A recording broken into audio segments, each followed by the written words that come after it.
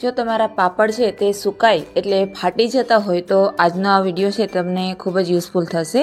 અને આજે આપણે ખીચું બાફ્યા વગર પાપડ છે તે બનાવીશું. એકદમ આસાનીથી બની અને તૈયાર થઈ જાય છે અને એકદમ પોચા અને ફૂલેલા એવા આ પાપડ છે તે બનાવવા ખૂબ જ ઇઝી છે. એના માટે અહીંયા મેં 1 વાટકી જેટલો ઘઉંનો લોટ છે તે લીધેલો છે અને તેની સામે અડધી વાટકીથી પણ ઓછો એવો ચોખાનો લોટ છે તે લીધો છે. પછી એક તપેલીની અંદર આપણે પાણી છે તે ગરમ કરવા માટે રાખી દઈશું. 5 થી 10 મિનિટ માટે આપણે પાણી છે તેને ઉકળવા દેવાનું છે. એકદમ સરસ રીતે પાણી ઉકળી જાય પછી મીઠું છે તે એડ કરી દઈશું અને અડધી ચમચી જેટલું આપણે તેની અંદર ખારો અને લીંબુ છે તે એડ કરવાનું છે. પછી આવી રીતે કન્ટિન્યુ હલાવતા જાય અને થોડો કરી અને આપણે લોટ છે તે એડ કરવાનો છે. મેં અહીંયા ચોખાનો અને ઘઉંનો લોટ છે તે બંને એક સાથે મિક્સ કરી અને રાખી દીધો હતો. આવી રીતે થોડો કરી અને આપણે હલાવતા જઈશું અને ખીચું છે તે તૈયાર કરી લઈશું. અહીંયા હું પાપડ બનાવવાના મશીનથી પાપડ બનાવું છું એટલા માટે મેં ખીચું છે તે થોડું એવું ઢીલું રાખેલું છે. જો તમે પાટલાથી વણવાના હો તો ખીચું છે તે થોડું એવું કઠણ છે તે રાખવાનું.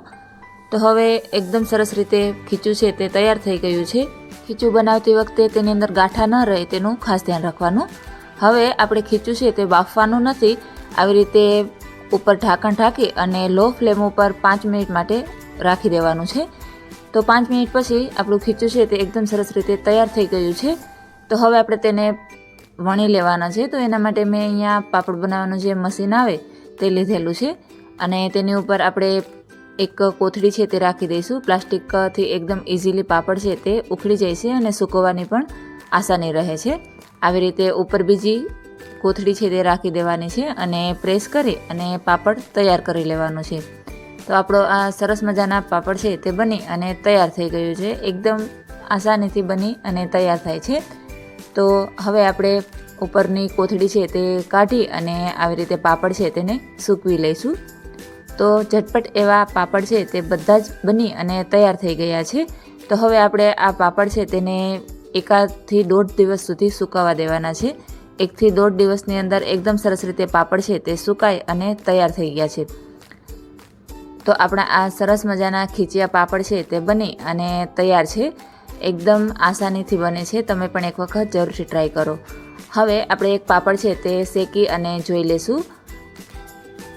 તો તમે જોઈ શકો છો કે પાપડ છે તે એકદમ સરસ એવો ફૂલેલો અને પોચા બનેલા છે અને એક પણ પાપડ છે તે ફાટેલો પણ નથી.